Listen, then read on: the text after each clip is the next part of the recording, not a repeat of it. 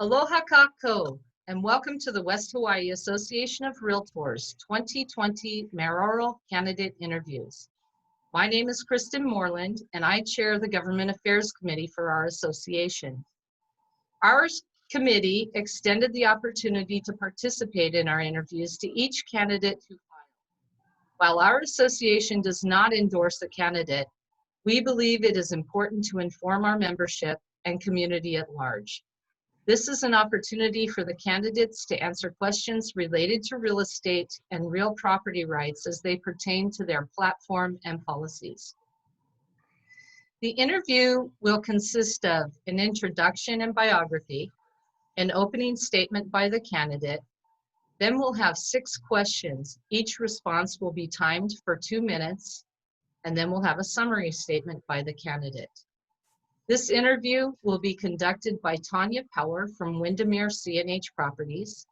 Tanya is a member of our Government Affairs Committee. Now let's meet our candidate. Bob Coach Fitzgerald was born in Los Angeles, California. He graduated from Loyola High School in Los Angeles in the class of '70. He attended Colorado State on a football scholarship and then transferred to San Diego State for a Bachelor of Science degree in Environmental Planning and Transportation. That was in 1976. He then moved to Kona in '77 and to expand a flower business his family started in 1923 in Los Angeles. He's happily married to Michaela Larson, and they have 2 daughters, 1 son, and 4 grandchildren. Presently, he's a sales manager at the Hilton Grand Vacations in Waikoloa. He was the Director and Deputy Director of the Hawaii County Department of Parks and Recreation. In 2003 to 2006, he assisted coaching football at Hawaii Preparatory Academy. And from 1988 to 2008, he was president of the Hawaii Youth Council for 20 years and advocate for senior services. He was a board member of West Hawaii Park Athletic Corporation, a nonprofit organization dedicated to expanding youth, senior, and family recreation in West Hawaii. From '98 to 2008, he worked for RE/MAX, Adventure Resorts, and Wyndham Resorts as a sales manager. From '78 to '98, he was the owner-operator of Leslie's Flowers in Kona, 3 stores and outlets, and a flower farm. In '82, he obtained his real estate license, his Hawaii real estate license, and is currently in active status. He previously worked for Gene Murphy at Keauhou Kona Realty, and now is with Clark, which is now Clark. He's still active with Hilton Grand Vacations. From 1980 to '96, he was a special education teacher at Kona Waina High School.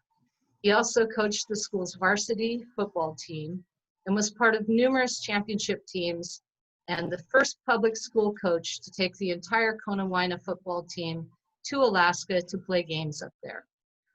At this time, I'd like to welcome you, Bob Fitzgerald, and welcome you to make an 60-second opening statement. Thank you, candidate Fitzgerald. Well, thank you for having me. Thank you for what you guys do. Obviously, a big part of Hawaii Island is the Board of Realtors. It speaks for myself, my resume. I've been here 40-something years. I've been with DOE. I've been with small business. I've been a farmer. I've been with a couple of the big guys on this island, Wyndham and now Hilton, and also experience at the government level. Really thank Billy Kanoy for giving me a chance. Did not know him, but it was right up my alley. And I just got a lot of passion. When I was with West Hawaii Youth Council, we built those parks at the old airport. I had great experience dealing with the county, and then I had an opportunity to be in the county to get things done now quickly. As we all know, for the West Side, we've been shortchanged over the years, and it's time people to step up that know how to get things done. And I always feel I've been a pretty good leader of sports and my management teams at the places I've worked at. And I think it'd be a good fit for being the mayor of this island to make it equal, as my motto says, one island, one heart. And I really mean it from down here, to pull everybody together, bridge our communities, and get the job done. So thank you for having me. I really appreciate it. Thank you. Tanya? Well, Bob, thank you for being here. Our first question today is on permitting. In 2015, the Department of Business, Economic Development and Tourism released a report for housing demand saying that the Big Island needed 21,564 additional housing units by the year 2025. We're nowhere near this goal. Contractors cite one of their biggest challenges is the time the permitting approval process takes. Our current permitting process is complicated by a lack of effective communication and the procedures between approving departments. What will you do if elected as mayor to streamline the permitting process and install time limits for review? Yeah, and this is a great question because this is one of the things that's holding us back economy-wise. There are people that want to go, and it's ridiculous how long it takes. I don't realize when I left in 2014, I thought they were real close to streamlining the process. Let's not go what happened between there, but how to get it fixed. It's to be able to sit down and separate the small permits for realtors. They just need electrical outlet in the back. They separate the small permits, the medium permits, and then the large development. And Tuesday, Thursday, whatever it is, 2 days a week on each side of the island, everybody, you walk into a room and you get everybody that you need to talk to in that one room. I think the other candidates are all on the same page. One of the things we need to get our economy going is get these contractors, our local workforce moving, and construction can do that. And it is a mess. And I know it's because of the virus. I believe that they're starting to get caught up. But I would recommend Tuesday, Thursdays in Kona, Monday, Wednesdays in Hilo. The guys that you need to talk to, whether you're doing a small, medium, or large permit, you walk in and you get your comments right then and there, and then they're coming back the next week or the next week and set the time. Not going, that's one thing that blew me away as being parks director. It sits in somebody's file like this, and then when you're done, it goes to another department and it goes like it. That is insane. And that's one of the things that's just being involved. I know how to get done right here, right now, quickly. That's a simple fix that has got totally everybody up in arms because of how much it's delaying. And I hear that from the large contractors, and I hear that from realtors. My wife's a realtor. A couple things happened, took 4 or 5 months to get a simple permit. And as you guys know, you can't close a house. They get it in a final inspection, and all of a sudden you're tight, and the people are waiting, and the commission of things can fall out. So the streamlining process, I think it's number one, and other candidates, that's just got to happen, regardless who becomes our mayor. Thank you, candidate. That's your time. Thank you. Okay.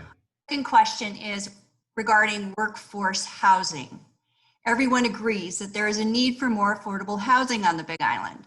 Workforce housing brings housing closer to jobs, alleviates traffic congestion, and promotes healthier families and communities. What ideas do you have to develop and support development of workforce housing? Well, workforce, as you know, we already have some projects, going back to your first question, that are there ready to go, both in the Kalikei area, a couple here I live in Waikoloa, in the Waikoloa area. There are in Hilo. I mean, I think the biggest thing about the workforce housing is to get it affordable, for one, that families can live there and and use it as a stepping stone to go to the next level, where actually they put their pools together, and wow, they can find affordable housing on that next step. I think that's just, there's already the Forest City, there's already the Laipua at Kalikei. There's things that we just, and out here in Waikoloa, there's just areas that we just need to support those big developers to get them out there and going, and absolutely for healthier families and communities. Our workforce is working, they have some money, and they don't have much. Remember, our local families, they love the beach, they love things that they can do, but they have to have economics covered, and that's all part of the economic program I bring into the county. So thank you for that question. Thank you. Question number 3 is on zoning, and this is a 2-part question. I'm going to ask them to you both. You can refer either way, back and forth. What is your position on short-term vacation rentals in both non-conforming and resort node zoned locations? And number Well, two, I'm go going to ahead. get both of them in. Do you plan to open additional properties for non-conforming use permits? Okay, zoning on, I'll take the easy part first, is the short-term vacation rental. Especially in resort areas, that's one of the things that we obviously need to keep intact. The short-term vacation rental in non-conforming resort areas, I do agree that it's got to be monitored. We can't, I live here in Waikoloa, there's places here that have 8-10 cars on the road without the parking. So if they're following the basic rules, they get the permission from people around, they have the parking, and actually I'm more of a supporter of having the owner on property, but that could be negotiable, and to take care of our short-term rentals. The other part, when you go outside, there's a big market. I was in the timeshare business. There's a big market for people that want to go to a non-conforming farm area. And you have to look at almost case by case, but there's people going to our, we talk about sustainable, that want to live in a farm, live in an outside area for their experience here in Hawaii. And that's a group that keeps coming back. So I do support the non-conforming, but it's got to be in areas of maybe agriculture where it's that kind of an experience. When you talk about non-conforming use permits, you know, I don't plan on putting more non-conforming thing. We already have some liabilities on granting those permits anyway. It's got to be basically on a case-by-case basis and come to the Planning Commission or my A-team, what I'll call, because those are things that get done in 2 days to 6 months, the permitting process of that. And that's A-team, and I'll explain that later on my part of my platform is A-team, B-team, and C-team to get things done. And those are easy fixes, but, and then, like I said, the resorts let them go because they already have the other thing is about the C-19, the virus coming, is that, you know, that's going to be part of our opening plan. And I think that resorts already have the zone locations and already have the system in place with property managers and so forth. But that's the key on when you go to subdivision is no property manager, nobody looking at the property. And there's lots of issues here in the Waikoloa And that's area. time on that question. Thank you. Thank you. Question number 4 is, again, short-term vacation rentals. Pretty important here on the west side especially. With the COVID-19 restrictions, current short-term vacation rental owners have not been able to rent their units. In light of this restriction, would your administration offer a complimentary extension to the current expiration of the short-term vacation rental permits through the year end of 2021? Yeah, my answer would be yes on that. It seems like that'd be fair because it's the government that put them down and they didn't get the use. You might be able to type a prorate permit depending when we get back open. I didn't think necessarily agree because of shutting them down, because there's a lot of people that have extended families that needed another place. I've had a few people call me, they wanted to tent their home, no place else to go. I could see shutting them down for mainland visitors and not be able to track for the COVID virus, but I couldn't see shutting them down for our local use. People from Hilo raining for a month in a row, they're cleared. Can't they come over here and rent placed on the west side? So I wanted to shut them down in that capacity that they did for outside visitors, yes, but not totally. They can't advertise and have a plan in place to move forward. As far as the permit process that to extend, it just seems like that would be only fair to try to help everybody get back in place from the recovery of the virus. So I would be in favor of that. Yes, absolutely. Thank you. Our next question is on infrastructure and improvements. There are many areas of the island that the responsibilities of the county and the state overlap, such as roads. If elected, what do you propose to coordinate state and county projects? Well, the big project that isn't fun is the waste energy in Hilo and the old sewer lines in Hilo. And the biggest thing for me is the water sewer treatment plant at Kalika'i. It's been 22 years. We've seen sewer water going into a pit that goes right into our boat harbor. And that was number one as far as working with all the state, county, and feds. Feds are ready to start hitting the county with huge fines.